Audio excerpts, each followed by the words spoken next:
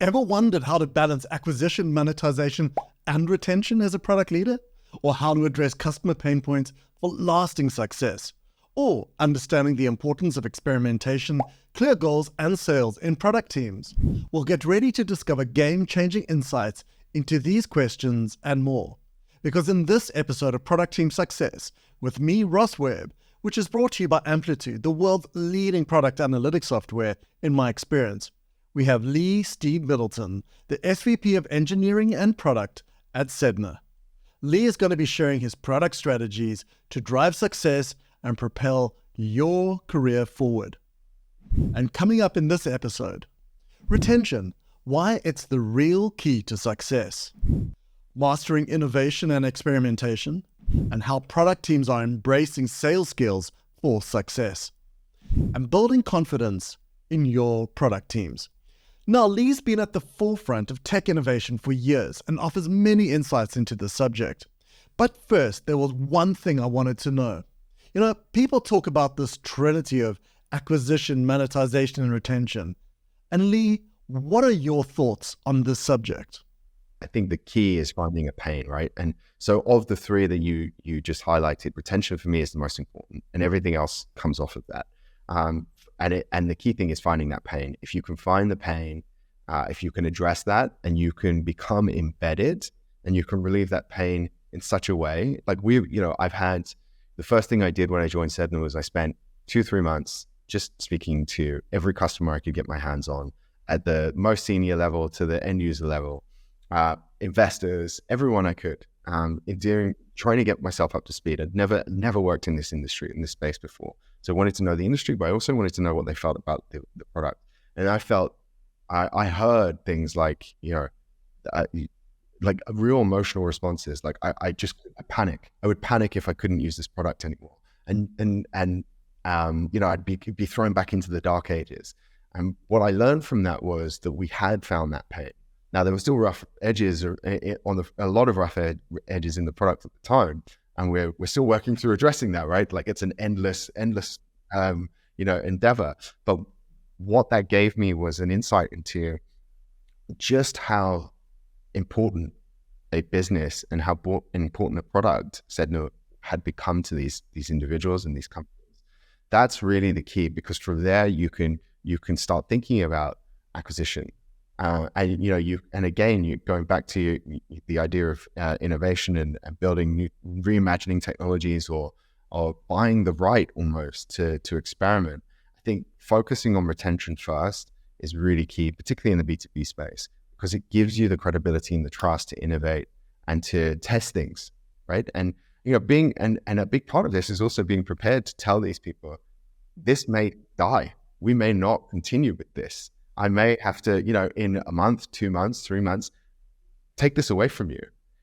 But you can only do that if the core of what you deliver is really, really, really like fundamental to the way they work. So I think retention is the key part for me. And then acquisition, there are many parts of that. Like I think acquisition in terms of what that testing and experimentation does is give you the opportunity to find new products, new features, new business models to help acquire entirely new customers, either in a slightly adjacent space to where you're strong, or in new departments, new teams, new areas of businesses that you already exist in.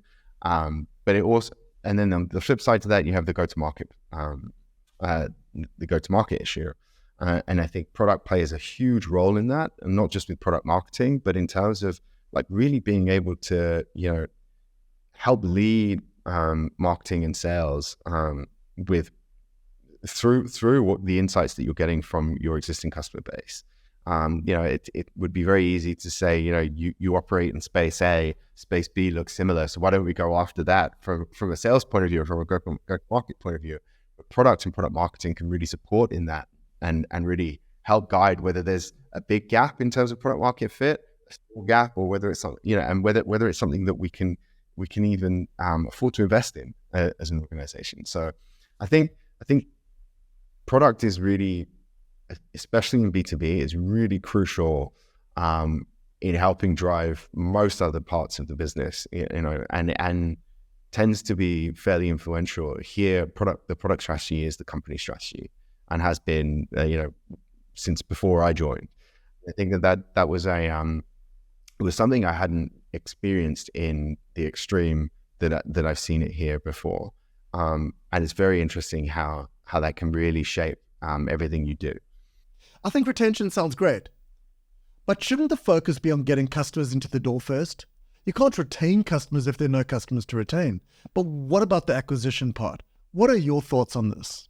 It's in phases, right? If you're starting something from scratch, obviously the most important thing you need to do is find that pain point, find the product market fit, and find your first handful of customers and try and sell them on the idea. Whether it's a new product that no one's ever seen before, a competitor to a kind of incumbent, you've got to focus 100% on acquisition. But as you get to a certain level of growth, I think only focusing on acquisition will lead to churn, right? And will because you will not be focusing on your core. So I think as companies go through different phases of growth, especially in the venture model, right? You're going to have a sprint to acquire a bunch of customers. Hopefully that gives you the base you need, the revenue you need to hire more people, to get a marketing team in place or a sales team in place, whatever, depending on your industry or the industry that you're selling to.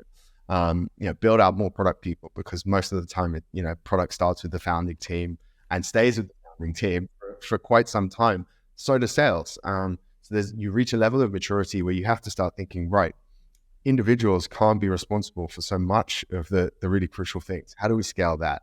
Hopefully, by doing that, you can then focus on a bit of retention. And if you are going down a venture model, you can raise some money to scale further. Then you have to start thinking about how those things work in parallel. So absolutely, acquisition is really key. But if you grow too quickly and you can't service those customers, you're going to lose them. So this is why I think where we are right now, where we are focusing on all three of the things that you described. But for younger companies, you've really got to understand, like, how quickly can we grow? How much growth can we sustain? And the sustainability is really important for me. I think, we're gone are the days where people can just throw cash at tech businesses, even on the venture side, and expect no return. More so in B2B than ever. Speaking to lots of companies, not just in our space, but across many industries, more and more of the focus is getting to break even, is getting to profitability. This is unheard of. Like, this was unheard of 10 years ago in our space, right? I think, the mentality of what we do, yes, you have venture money, and that is to grow, but it's to grow in a way that means you can sustain it. Again, just pouring users and businesses in the top of the funnel, if the bottom of the funnel is leaky, is no good. So retention, the reason I focus on retention is because that is it's an extremely key indicator for how successful a business it can be over the long term, not just the short and the medium term. Acquisition is something you never take your eye off, but you always kind of, up until a certain point of growth, you've got to be careful that you're not dialing that up too much too soon. Thanks so much for sharing that. From your experience in innovating around technologies, what are valuable outlooks to adopt? I'm one for thinking about the future. I love that. That's the space I love to exist in. I love to exist in relation to product. I love the idea that, we live with ambiguity, and you've got to find the path to get to some level of clarity and some level of definition. I think for me, the key thing is, don't be afraid to experiment and to try things. But, it's different from B2C to B2B. What I've learned over my career is that with B2C, you have to kind of earn the right to do that. And you have to earn the right to do that by building the basics, doing the things that your customers really want really, really well, or really need, more to the point. And there's a big difference between want and need, of course, in relation to product. But I think once you get to a point where you are doing those things really well, you are fulfilling some needs, solving a pain or many pains, then you have more right and more trust in some of the kind of more left field things that you create.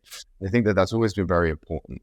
So I think trying things, experimenting, knowing but more importantly, knowing what you're trying to achieve by doing those things. So just throwing stuff at the wall, I mean, that's no use to anyone, right? You've got to be doing that with at least some idea of what outcome you're looking for. So having a hypothesis up front.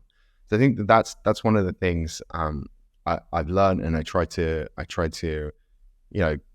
teach the teams that I've been running over the last kind of 6-7 years is it's fine to experiment, it's fine to explore, as long as you have a goal, you know what what the outcome is that you're looking for, and to work really closely with customers at the end of the day, where you've got your end user, your buyer, your customer. You really have to get buy-in, and if you get buy-in, the whole thing becomes easier, because you want to bring them along the journey to get the access to the things you need, the people you need, the systems, the data, whatever it is. They hold on to the real kind of the real value that can help an experiment be a success or a failure. So it's really about bringing those the people who you might end up selling this thing to along the journey with you. I can think of many instances where a product team have spoken to prospects or prospective clients, and they were like, "Oh, they love it. They all love it." But as soon as you ask the hard question, like, did they say they'd spend any money on it? And then a lot of the time, product people say, "Oh, I forgot to ask that." But what are your thoughts on product teams needing to understand more about how sales work? I think you've got it. So in addition to everything I said before, I think the key thing is, can you bake in the idea of revenue up front? And one thing that we've been doing successfully at Sedna is we've been asking customers to, be almost development partners, but with a commitment up front, right? For the innovation projects that we run. Are you willing to pay X, do price testing as well as proposition testing before you write a line of code, before you really get into the weeds of it. And this is where I think my design background has been really helpful, because I've been able to work with the design teams that we have in the companies that I've run or led, the product teams that I've led. Well, you can tell so much of the story. And I think, you really touched on something I believe is very important: communication, internally, externally. If you can communicate the value, if you can tell the story, if you can show something tangible without necessarily going too far and investing too much time internally, that can get someone to commit to going on that journey with you, and commit in terms of money, revenue, ARR, whatever it is, then you have a much higher chance of success. And I think it's about creating that environment more than anything. But setting that very clearly, setting that up front at the beginning of that journey when thinking about new product development, especially when you already have something that's working, that you are generating revenue from, and you have an established product and business. So I think that's super key. That's some really fascinating points you brought up. Before we wrap up, I wonder how you would translate that learning and understanding into building a product team. Yeah, I think mostly when you're employing more junior people, that's a very hard thing to try and communicate, right? Like, go and ask someone for money before you try this new thing. They're like, "What?" So I think what I find with people in product, again, you can hire people in product from all kinds of backgrounds, like, and you can teach. There's so many frameworks, there's so many great resources out there. There are so many great podcasts. There are so many ways in which people can learn the basics of product management and how to build product. But experience is the hardest thing to obtain.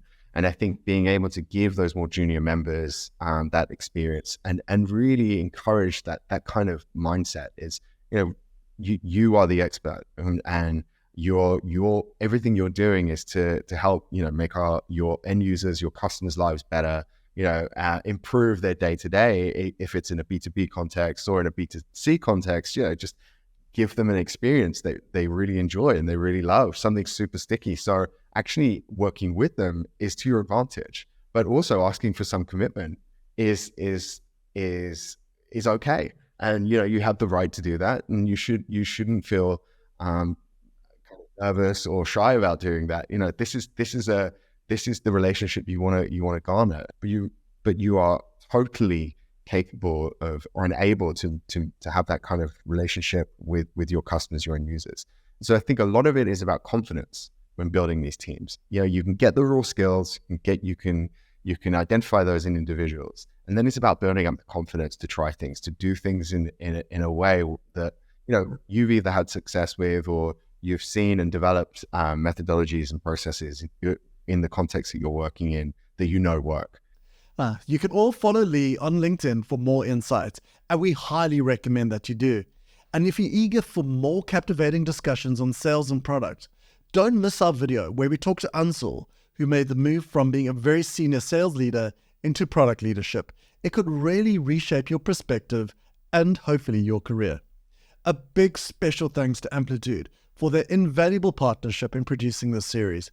And from me, Ross Webb, bye for now.